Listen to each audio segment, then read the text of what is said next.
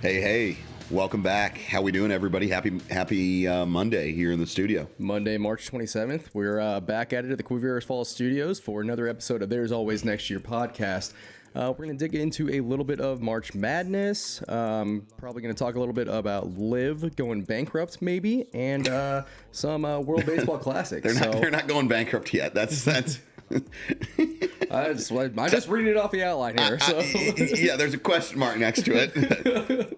We're not saying LIV's going bankrupt yet, but welcome. Yeah, we're going to be covering a number of topics today, among the ones that Mike's talking about there.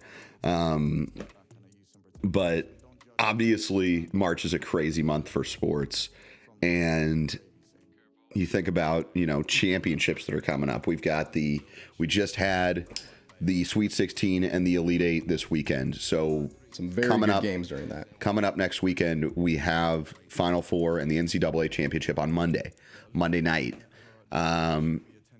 Something that was brought up recently, and I think it transcends just the NFL and the Super Bowl, though that was what caught headlines over the last few days. Mm-hmm. Kyle Brandt, who's a reporter for something NFL affiliated,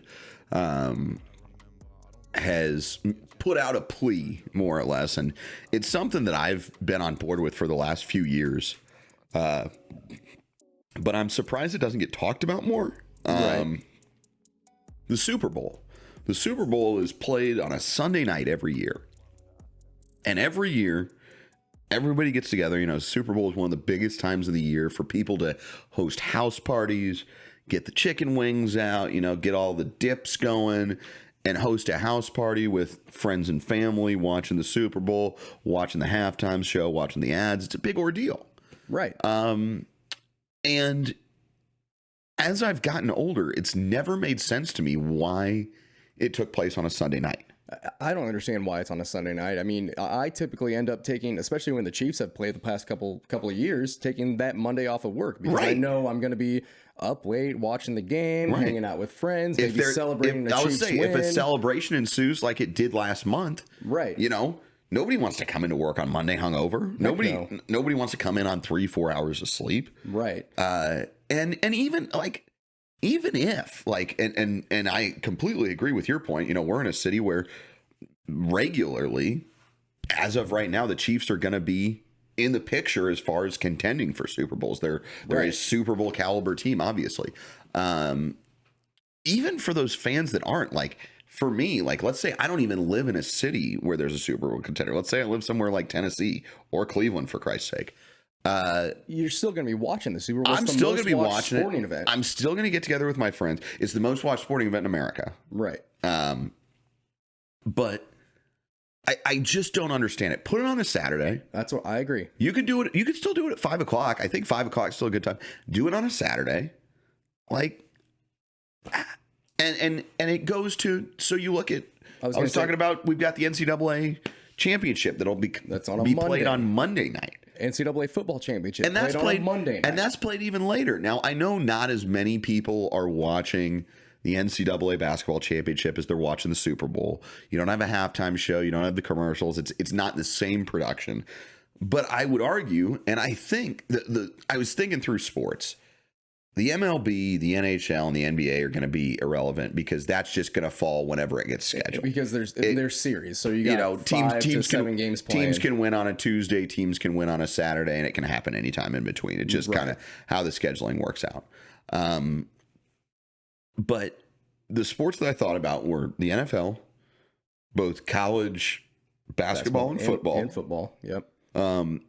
Even wrestling last weekend. We were talking about wrestling last weekend. Yeah. Wrestling finishes on a Saturday night.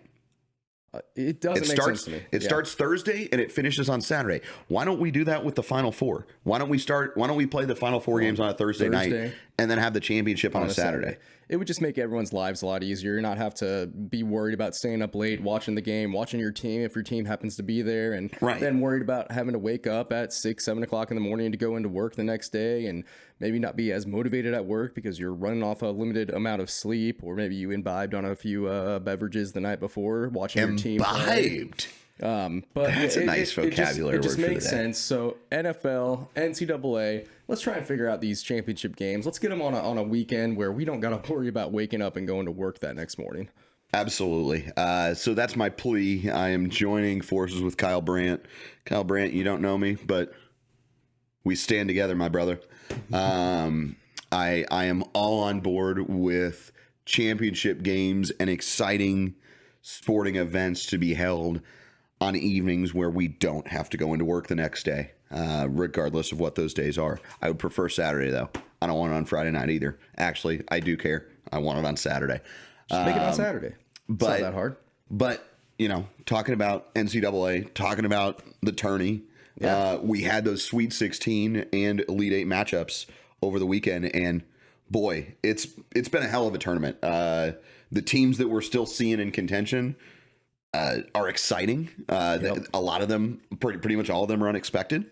But we saw a local team, and admittedly, the one that I expected to go the least far and had doubt in, I was wrong. Your Cats showed up during the tournament. They had a great appearance, and you know what? They first Elite Eight since what, 1964?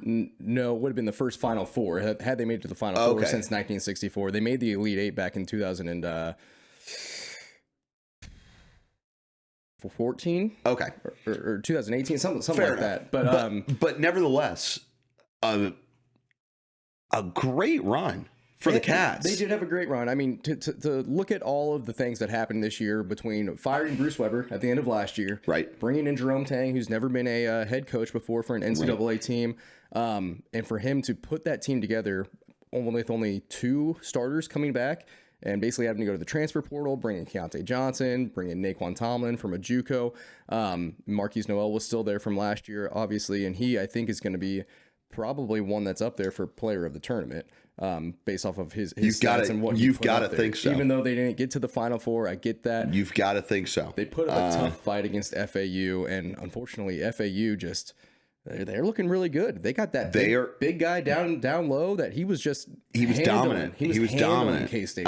We had no answer for him. Well, and K-State's not alone in that. There are a lot of teams that are, and obviously there aren't a lot of teams left, but among the teams remaining, it'll be interesting. I think, you look at UConn. UConn's been really dominant, but they don't have anybody that big. Right. They don't have anybody that big. UConn has been blowing everybody out. And so, but I mean, they need to watch the tape of that K-State game because they need to be able to guard that FAU guy should they meet them in the championship. Now, FAU will play against San Diego State, who that's another team that no one really expected to be getting to the Final Four, but they played tough and they played hard and they made a good run. And dude, they're looking really good. And then you look at Miami versus UConn. Unfortunately, I think Miami's run's going to come to a close because UConn's just looking pretty dominant. I was texting my buddy who is a big Arkansas fan. Okay. And he said it. I was texting him before the UConn game and telling him, good luck. Pulling for your boys, right. Despite Eric Musselman's actions last week. I still like cheering for him because a buddy of mine cheers for him. And it's funny because, how you've got friends that, you'll always cheer for their teams, and you've got friends that you'll always cheer against their teams? Yes, 100%. Yeah. Like, my buddy who I'm talking about, Justin's his name, there are teams of his that I kind of pull for, and there are teams of his that I can't stand. Right. He's a Broncos fan. Can't stand them. He's a Braves fan. And he's an Arkansas fan. I don't mind the Braves. I don't really mind Arkansas either, but definitely and the Broncos. See, I'll cheer for Arkansas. Root against them. And I don't mind the Broncos. I kind of I guess the Broncos are kind of my AFC West team, I guess. Yeah, I know you hate that. I hate that a lot. I've told you that before. Yeah.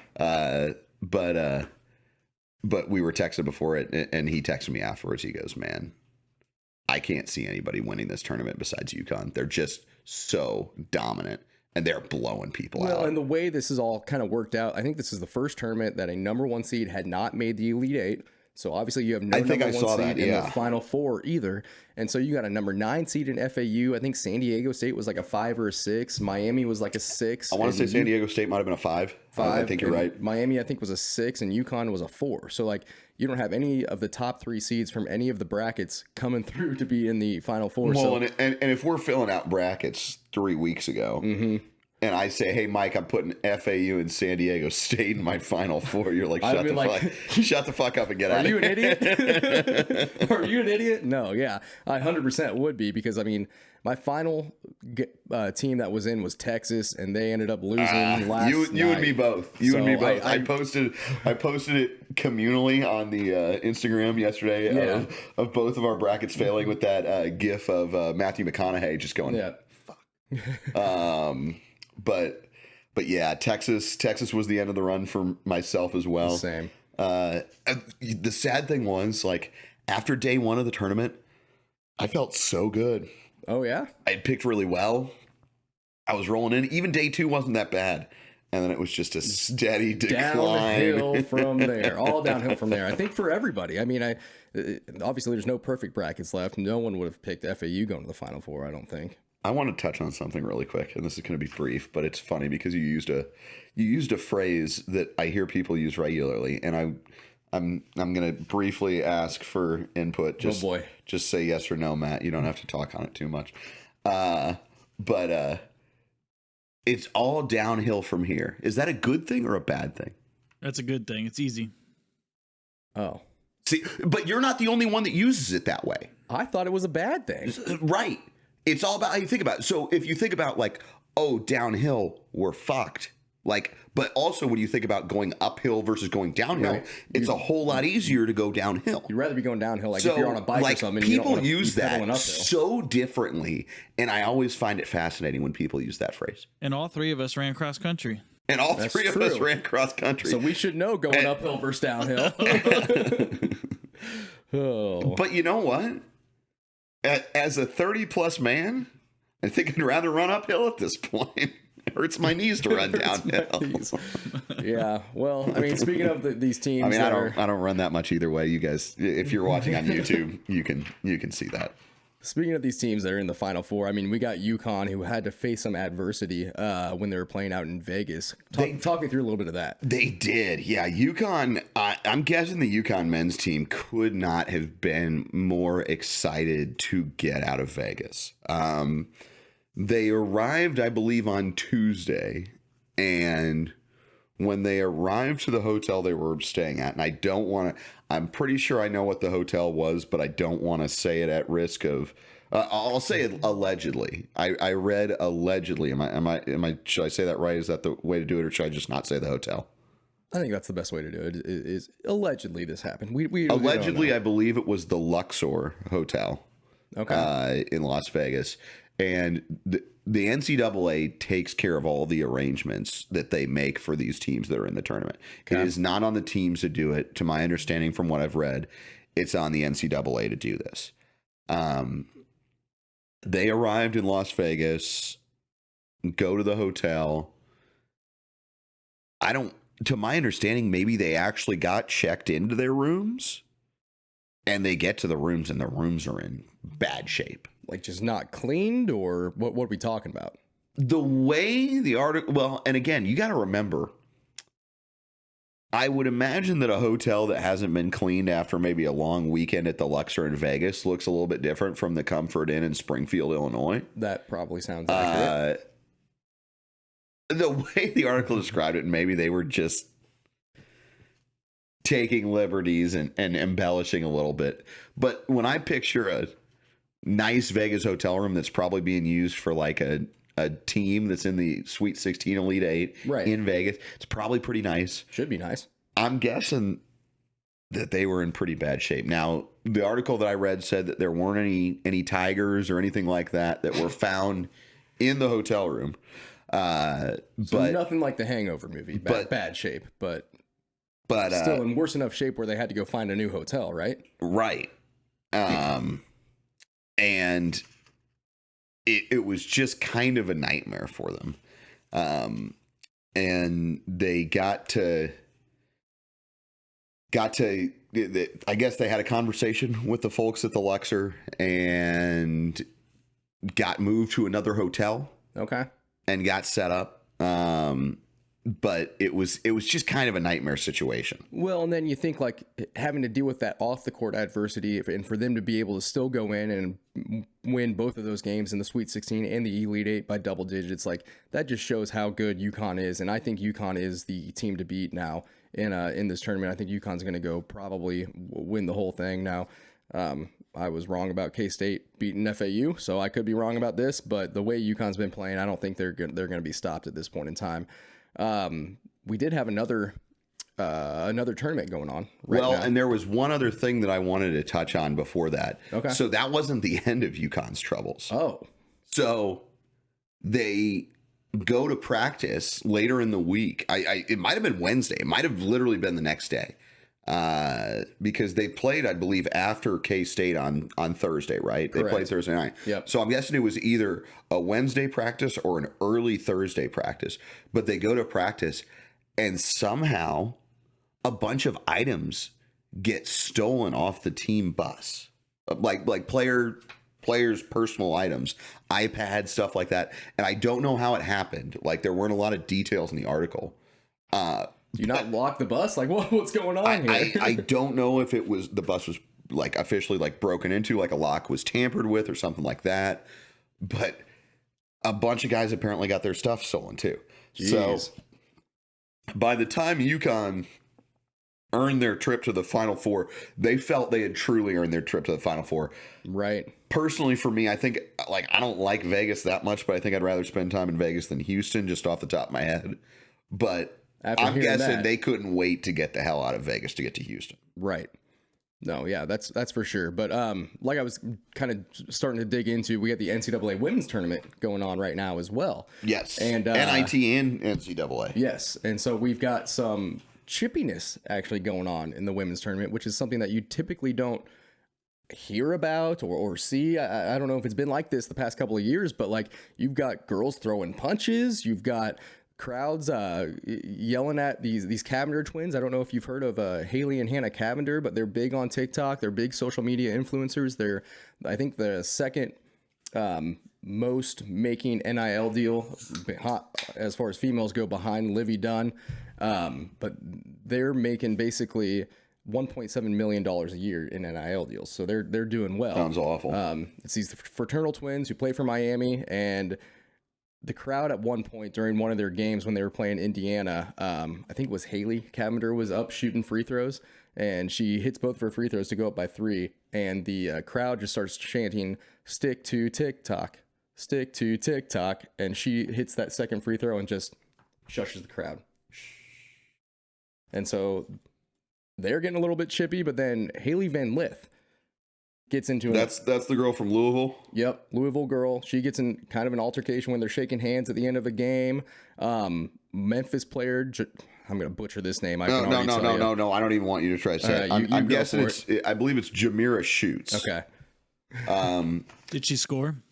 Not very much. So I actually did look into, when we were talking about this pre-session, I did look at the stat lines comparatively between the two girls. Yeah. Jamira did not hold her own. She might be able to talk some shit, but she can't back it up. I think she had 2 points, maybe 4. Okay. It was a pretty quiet stat game for Jamira. Well, so that's maybe why she was frustrated, and maybe why she threw a fist and shoot decked Bowling Green's Alyssa Brett. We were crossing different stories here. Haley Van Lith was having an interaction with a Texas player, right? Yes. Yes. Jamira Shoots decked Alyssa Britt from Bowling Green. I apologize. I was talking about 2 different storylines. Okay. And got crossed. So, sorry, continue.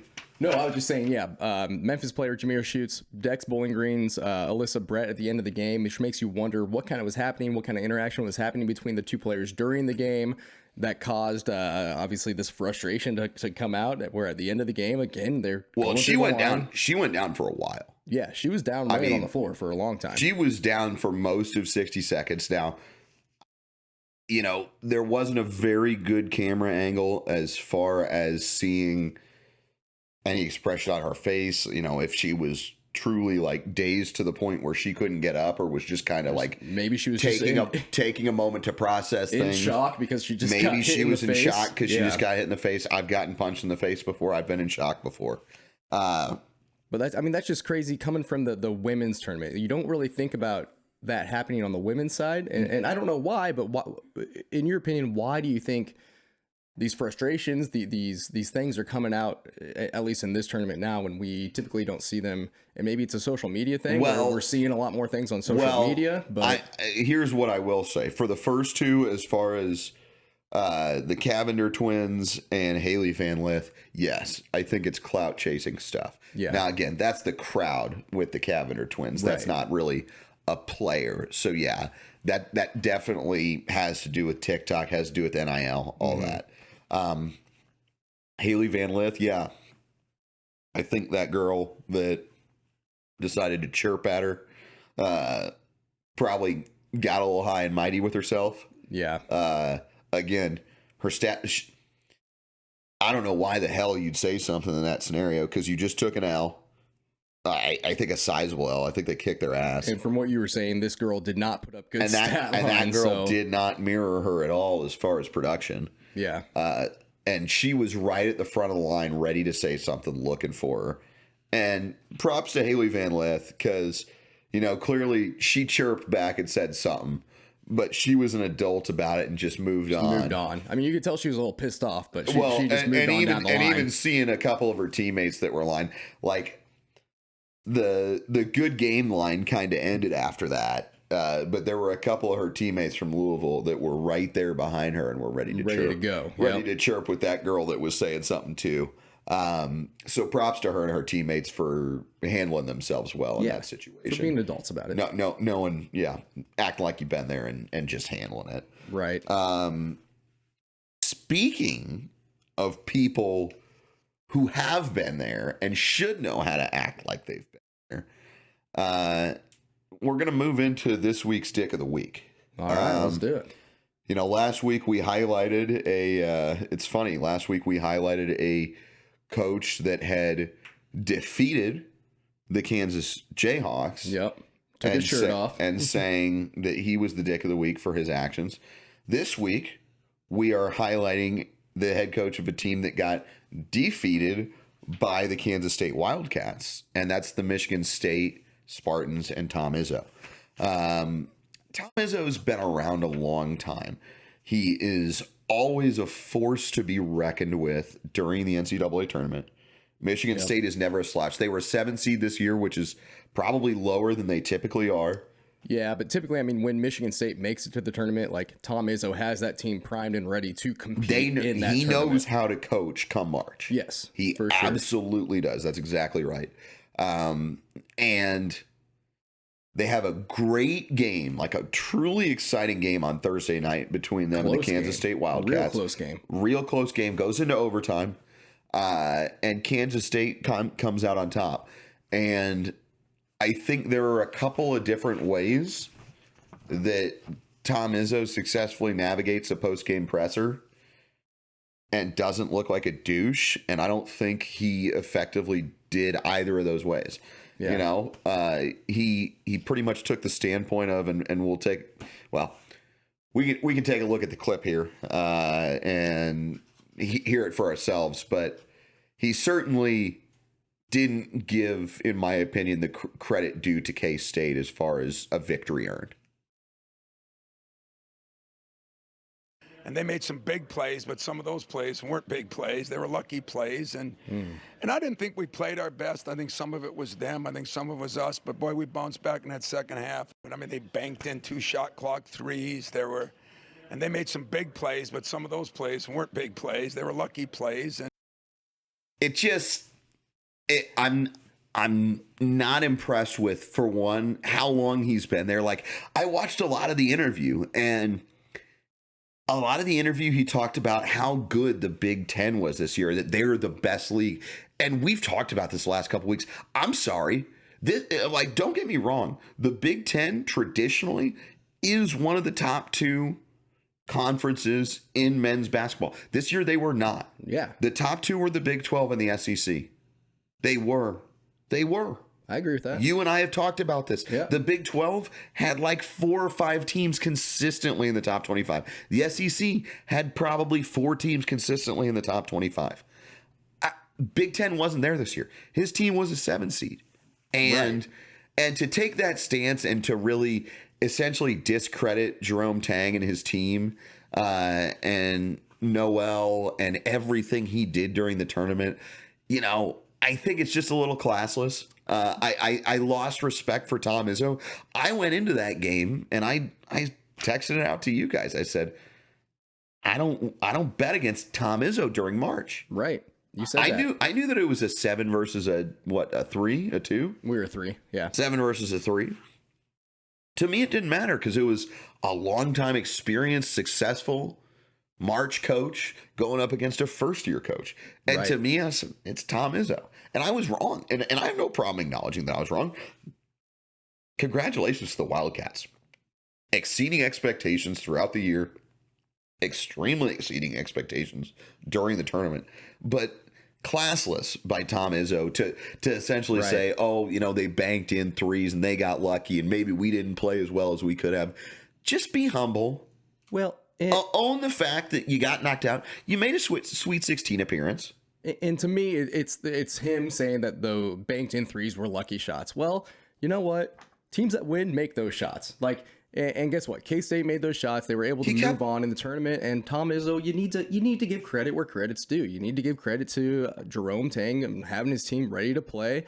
I mean, K-State played some really close games. They barely beat Kentucky. They barely beat Michigan State, and they weren't able to pull it out against FAU. So I appreciate you giving K-State the credit that's due there, Adam. Absolutely. But Tom Izzo, like, it is a little classless. I'll agree with Adam on that. It's a little classless. And John Calipari kind of said the same thing about K-State when K-State beat them last week in the round of 32. Like, guys, I understand, like, you guys are Kentucky's a blue blood. Michigan State's, I don't know if we consider them technically they're blue blood, but you guys blood. are like these big high ranked schools in basketball, and it's just like you're kind of crying like little babies a little bit that you got beat by K-State. So Tom Izzo, congrats on being this week's Dick of the Week. We will check in with you next year. We'll send you your belt. We'll see if you can get back to the tournament next year and make another run. What if we made a Dick of the Week belt? What would be on the belt? Well, Something phallic, I imagine. The belt is just like a hanging, like, never mind. All right. Don't get us banned on this. Yeah, we're working through a TikTok ban if you're not seeing our posts on Instagram right now. But shout out to Matt for authoring a very well orchestrated email about them crusty congressmen. I just don't know why we got banned on TikTok. We did not put anything bad and out for there. those of you that don't know, and I know Matt doesn't know this. Maybe Mike's heard me talk about this before. I know Matt wasn't doing it to trigger me, though. I might regret saying this. Crusty is my least favorite word. Over moist? Oh, I don't give a shit about moist. There's plenty of things. This is my argument with moist versus crusty. There are plenty of things that you can describe as moist, and it is a good thing. Like, you don't want your cake dry, you want it moist. Brownies, you don't want them dried out, you want them a little bit moist.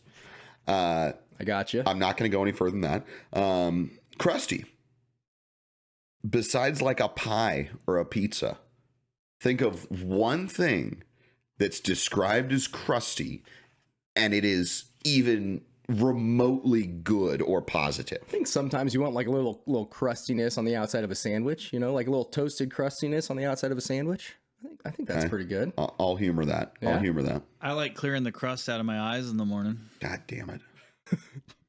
And see, that's exactly where it is. And that's why I don't like that word. As Matt clears the crustiness out of his eyes right now. We just hit the nail right on the head with that. But with that, we transition in. We're proud to have Mike's Dad Jokes sponsored by Travis Koppel and the Platinum Realty team. The Jenkins team is part of Platinum Realty. Excuse me. One of these days I'll get that right. But Travis specializes in helping first responders here in the Kansas City area. Travis is a Kansas City guy himself. He's a Kansas sports guy. He is a first responder himself, has been for over a decade. And he is wanting to help people with similar backgrounds to him that are looking for a home in Kansas City. They're looking to sell their home in Kansas City, that know somebody moving to the area that might be wanting to buy a home or sell a home. So give him a shout, 913-961-7110. No pressure, just results. That's the Jenkins team as part of Platinum Realty. Our guy, Travis Koppel. Travis, again, we appreciate the sponsorship. And Travis sent me something to include this week. So I'm going to let Mike get started on his dad jokes, and then I'll have something to include here in just a moment. All right. Well, thank you, Travis, and thank you, Adam, for that beautiful introduction there. But you're very welcome. First dad joke of the day. What state is known for its small drinks? Mississippi. Oh, I was going to... God damn it. I know he's right. He's not right. What? Okay, hold on then.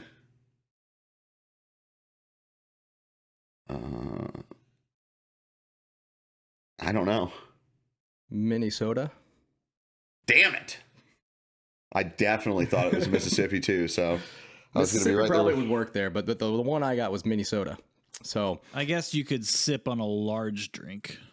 you could. More of a medium guy myself. The women always said it was fine. All right. What did the baby corn say to the mama corn? Aw, shucks. It's corn. Nope. Where's popcorn? You know, that's not the worst one you've had recently, Mike. And last but not least, what do you call two monkeys who share an Amazon Prime account? Something primal. Primal family. Primates. What? Primates. Like primates, but primates. Primates. I think I butchered that one. All right. Well, Primates. You know what? The second one was not the worst you've told ever. So Thank you. Congratulations. I'm Thank you. thrilled. And with that, I did actually want to highlight our sponsor, Travis Koppel, did shoot me a message with a dad joke that he thought was a good one, and I appreciated it as well. All right, let's see if I can get it. What happens when you slap Dwayne Johnson in the butt? Something about The Rock. I'm going to say you get hard as the rock. You hit rock bottom. Oh, that's pretty good. Shooter! And with that, we move on. Mike not so delicately dove into it during our preview of the episode, but we're hearing some interesting storylines out of LIV Golf, and there's not a lot to be talked about yet. I'm going to kind of keep following this and see if there's more that comes out of it. But a storyline that I saw over the last week or so with regard towards LIV, obviously, we've talked about LIV a number of times on the podcast. We have. Doesn't seem to be gaining a lot of traction, doesn't seem to be garnering the attention or the engagement that it had hoped. And for a second consecutive event, executives were coming out saying, oh, you know, all of the effective reporting numbers for how many viewers we had and what market share we had for our event, they haven't fully reported yet, and these numbers aren't right. I think they're right, and I think they're dog shit. Okay. I think this is a colossal failure to date.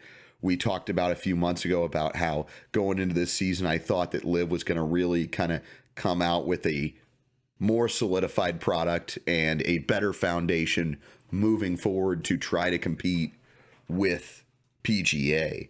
Right. They have not done that. Now we hear rumors over the last week or so of like media, video producers, people as part of the media production that goes along with LIV now no longer have medical benefits. Whoa. Is what the rumor that I'm hearing is. That's not good. Trouble in paradise for sure. It it was made all out to be roses and endless money and gaudy events and guys getting paid tons, and I think the one thing that LIV has done has brought more viewership back to the PGA. I think maybe the whole divide there, you know, you hear all of this talk about like any media is good media. Well, I hadn't thought about that. I think it's actually made people kind of hate LIV and hate what LIV is trying to do, and move people back towards PGA, back towards Rory McIlroy, back towards Tiger Woods, back towards Scotty Scheffler, back towards these new events John that Rahm. maybe PGA is trying to put out there. I can speak for myself. I've watched more PGA in the past year than I have ever before. Well, and one thing, it's interesting that you say that, because it just brought up a point in my head that I hadn't really thought about before. I recently watched, and I know it just came out recently. I don't know if either of you guys have watched Full Swing. I've seen the first episode. I haven't seen on anything past that Netflix, yet. which it was season 1, and each episode follows around a different golfer and follows kind of a different storyline. Okay. There are a number of guys that are highlighted in it. Justin Thomas is one of them. Brooks Koepka is one of them. Dustin Johnson is one of them. Matthew Fitzpatrick is one of them. Another one of the really fascinating ones was Joel Damon. Joel Damon is maybe like 50th in the world. Okay. Is not a household name by any means. I don't even think I've ever heard his name before. His last name is spelled Dahmen. Okay. It looks like Dahmen, but it's pronounced Damon. And just following him around, but then you watch them follow around these different guys for episodes, and boy, they're so different. Following around Brooks Koepka, like a lot of people already didn't like Brooks Koepka. Yeah. I don't think he made anybody like him more with his episode of Full Swing. He just kind of seems like a douche. I was gonna say, well, you watch him on the course, he seems kind of like a dick. Is the way I put it. He does. I think I actually like Justin Thomas a little bit more than I did. Okay. I've always liked Rory.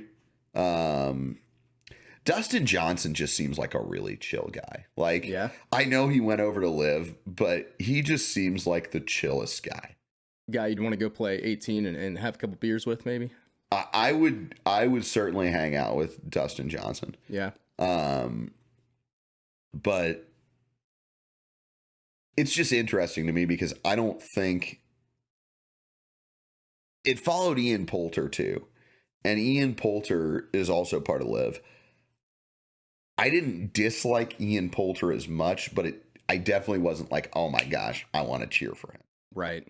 So when I look at the PGA guys versus the LIV guys, nobody drew me to LIV. There were only people that kind of pushed me away from LIV. Yeah. Whereas there were a couple of guys, Matthew Fitzpatrick, really seemingly nice British kid. Okay. Joel Damon, just your average run-of-the-mill dude. Like, guy you'd run into at the fucking grocery store. Like, who just is kind of like, well, I am what I am. And it's kind of funny because they follow along with him and his caddy, and they have a very, very close relationship. Okay. Some of these guys have kind of indifferent relationships with their caddies. Some of them have extremely close relationships. So they followed along him and his caddy. That was fascinating to me as well. And that's something I would want to watch because, like, you watch them on the course, you watch them during an actual event, and like you see them talking to their caddy, but you don't really get to hear that interaction. Hear like, are these guys good friends? Are these guys buddies? Are these guys just what's their background? How'd they wind up together? Right. So to me, that was certainly an interesting factor. I'm thrilled to hear that they're going to do season 2. I will definitely be tuning in for that. Who do you hope that they acknowledge or they highlight during season 2? That's a good question. Do you think they'd ever do one on Tiger? I mean, they would love to do one on Tiger. It's would Tiger let them? Yeah. I don't think Tiger would. Yeah. I don't think he would. Honestly, I'd love to see one on Phil Mickelson. I'd like to see one on John Rahm. I think he'd be an interesting dude to. I'd love to see one on Phil Mickelson. Just because he was kind of the big name going over there. Going to LIV. Yeah. That would be one that I'd like to see. they followed Tony Finau around as well, and that was exactly what we would have expected it to be. Did they show his kids a lot? Oh, it was the whole episode was about how he didn't understand that, like, well, I shouldn't say he didn't understand. Some guys would be like, I don't know how you do like full-time dad and full-time professional golfer, and he's just like, no, this is just life for me. What you gotta do. And they show him like working with his son who's trying to compete and trying to get better himself. But I mean, it was exactly what you would have expected the Tony Finau episode to be. Makes sense. A likable guy. But we talked a little bit about the World Baseball Classic, and when we left last week, Japan had just walked off to defeat Mexico. Pretty sure I called that one. I think you did. I think you did. I can acknowledge that you were correct about that, and I was less than thrilled when Matt reported that at the end of the episode. But they did indeed knock them off to get to the finals, and we saw a showdown between Japan and the United States that came down to the bottom of the ninth. Came down to the bottom of the ninth. Shohei Ohtani comes in to pitch the bottom of the ninth, and he faces off against his Angels teammate Mike Trout. Ends up striking Mike Trout. Bottom of the ninth, 2 outs, down 1. Yep. Japan gets the win. Japan beats Team USA. That's their third World Baseball Classic win. They have the most out of any country. I don't think any other country even has 2. Nope. USA has 1. I think Costa Rica has 1, something along those lines. Costa Rica? Yeah. Maybe Mexico. Costa Sure Rica? Costa Rica. Maybe Puerto Rico. I'll bet it's Puerto Rico, not Costa Rica. it's Puerto Rico. Puerto Rico has one.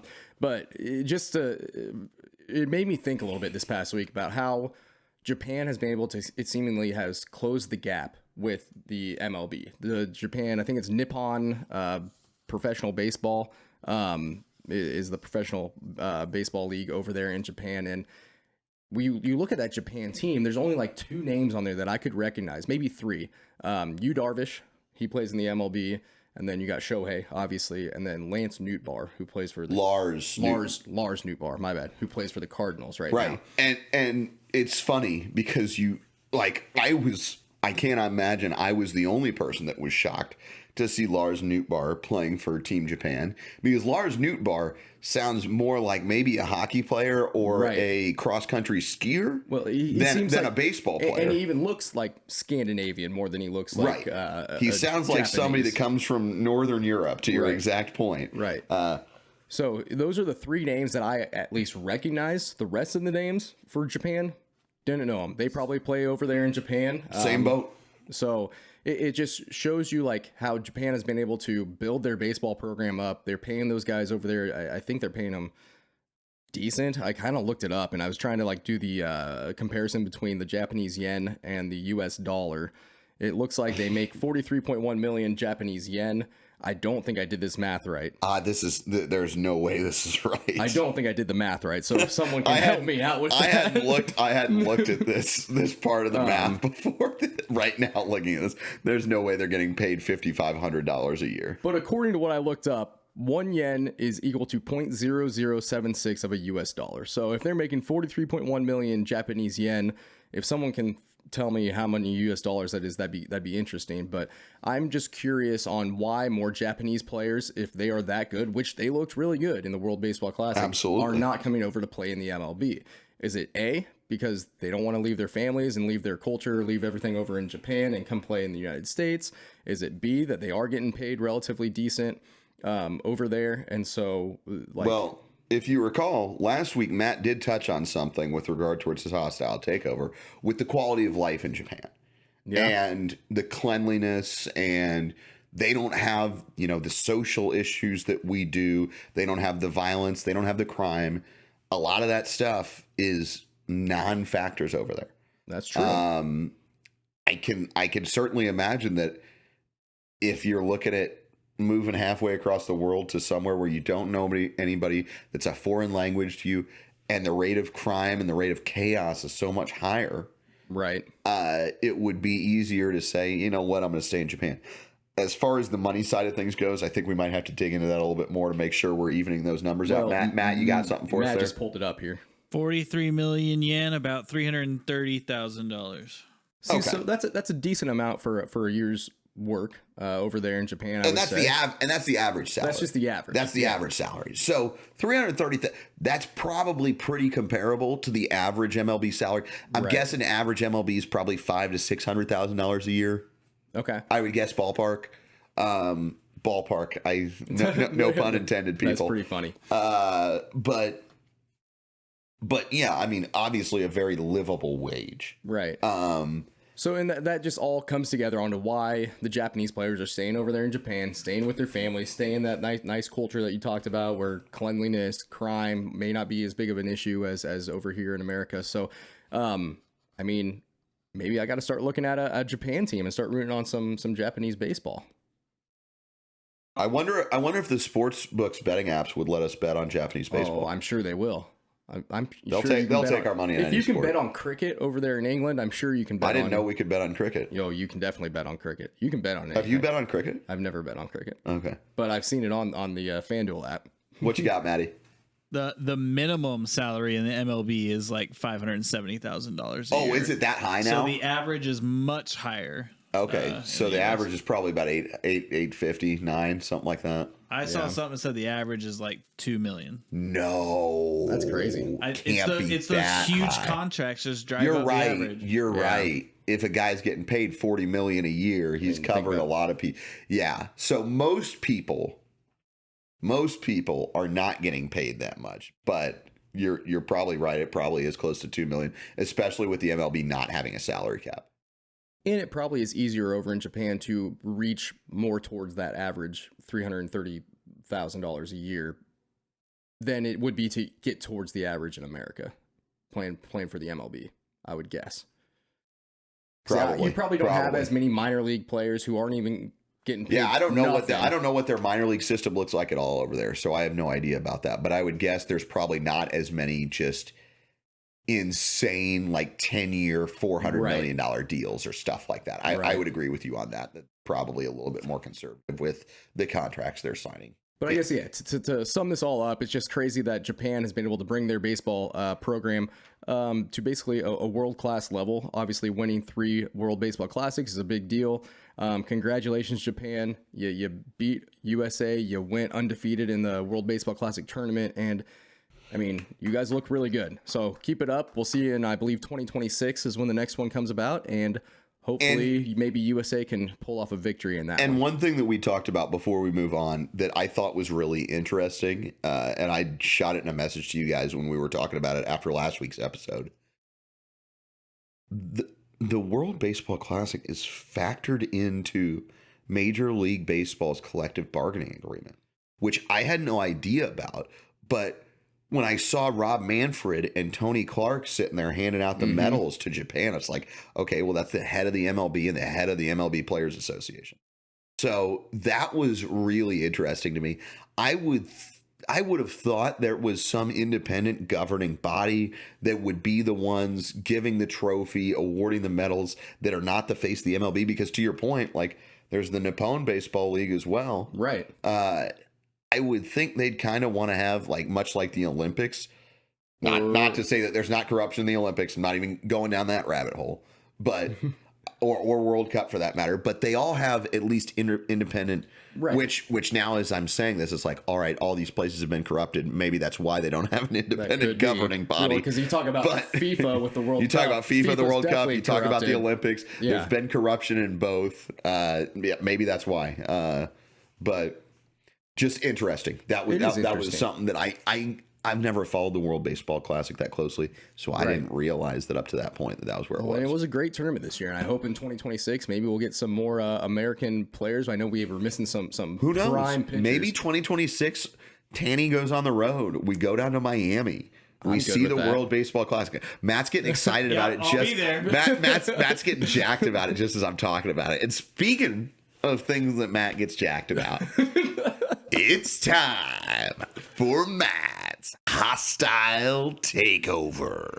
And Matt's Hostile Takeover is sponsored by Extreme Pool Renovation and Construction by Jerry Downs. Jerry Downs is a master craftsman. He and his team have been renovating and creating unique pool designs in the Midwest for many years. The attention to detail and the level of customer service are second to none. Jerry and his team will come through for you like no one else. Ask Jerry about the other services he offers too: extreme pool, renovation, and construction. When good enough is not good enough. Give him a call at 816-738-3118 or reach out with an email: extremepoolsbyjerry@yahoo.com. Thank you, Mike. Thank you, Jerry. Today we're going to talk about bowling, which is a sport. Hell yeah, it is. And have you guys ever stepped across the foul line in bowling? I have. Just once or twice. Maybe fell on my ass a little bit. Yeah, I think that's a universal experience when you're starting bowling. You think you can run up to that line without stepping over, and you quickly find that you can't. But so everyone learns it pretty quickly that surface is slick. It definitely is. It's definitely oiled. But I learned this past week that there's a machine that will apply that oil in a specific pattern. And that machine is actually capable of being programmed to like different kinds of patterns. Okay. And so like most lanes will have a typical house pattern that they have on, like typically throughout the week and even in some recreational leagues. And it's a lot of oil, and it's just this big old pyramid. And it's to stop your ball from spinning really far into the lane so that the odds of it getting all the way to the end before hitting the gutter are much higher than usual. And then there's a competitive sport kind of oiling, which they use way less oil, and they have lots more variation in patterns.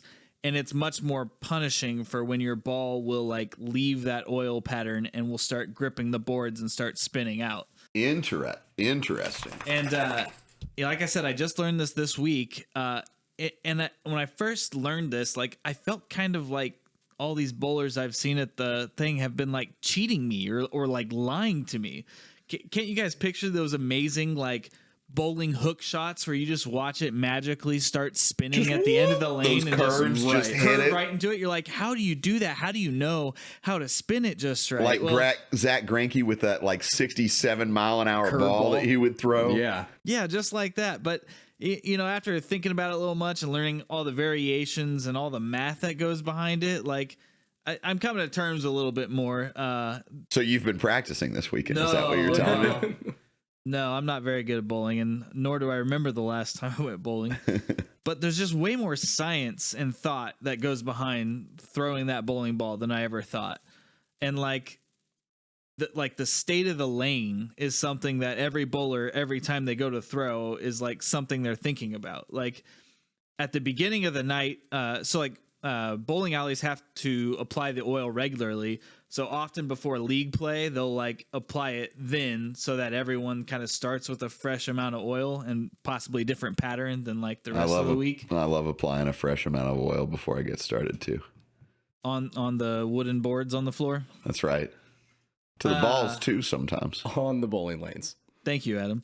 But yeah, so like there's a huge difference at the beginning of the night, at the end of the night. There's the ball like picks up the oil and I've seen this all the time and I never really thought, but like haven't you guys seen like serious bowlers wipe their ball off as soon as they get it out of the bowling return? You got to. 100%. You got to take that cloth to it. Yeah, and I don't know. Maybe I can't imagine most people know this, but you guys seem way more knowledgeable about this than me.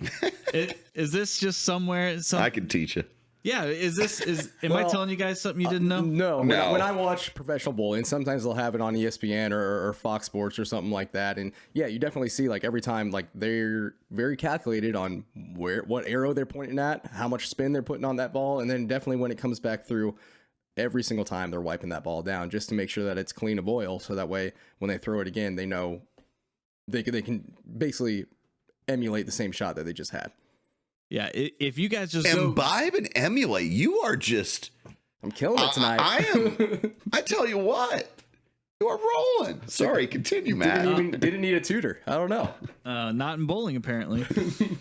But yeah, just go Google like bowling lane diagram, and like there's just an insane amount of science out there. Which, man, all I know is throw the ball, knock the pins over. Well, so like, how many? I throw it straight. I've never thrown a curve in my life. How many different styles? I was on a bowling team when I was in like 4th grade. Were you? Yeah. Did you know about the oil going on the court? Not a lot. Not no. at that point in time. I knew not to cross the line. Well, so how many different patterns of oil do they put through? Like, say you're in a professional league and they switch the oil up every week or something like that when you're at a different meets. How many different types of patterns can they do? I kind of feel like it's more like location based. Like I would guess a location tends to stick to one for like that's their thing or whatever. But I saw like 8 different types of patterns for competitive sports, and they're all named after animals: scorpion, cheetah. Okay. I don't know, man. That's crazy though. It's just, yeah, I've seen bowling on the TV too. I guess I can't say I've ever watched it with the volume up. Well, I would say we should maybe do a field trip and maybe as Tanny boys go bowl one night. And the first thing I'm going to ask when we get there is what type of pattern is on this these bowling lanes right here? Because I need to know how I'm going to throw this ball. I'm going to throw it straight down the middle, straight, regardless. You don't put any spin on it? But you know what I do miss? Not that I drink Keystone Light anymore. I'm a Busch Light man. But back in the day, they used to have them $6 pitchers on Monday nights. Okay. Out at the old Park Lanes in Shawnee. I would say when we were in college, they had a good deal. I think it was like $8 pitchers of Busch Light or Natty Light or something like that we would go play during college after I was 21, obviously. And get you a couple pitchers. I will say the one and only time I've ever thrown a turkey was in college with Mike, and I was feeling it. Were you jacked about it? You were feeling the stroke of the bowling, or you were feeling the stroke of the one with the universe, the latte. I love that. Well, yeah. boys, I think that covers it for this week. We got everything done and taken care of today. Thanks for joining us as always. It's been a fun episode. We've covered a lot of topics that otherwise I don't think we necessarily cover a lot of. Right. With the exception of the NCAA championship and talking about it being moved to Saturday, I don't think we talked about football at all. We did not. So credit to us. But with that, don't forget, there's always next year.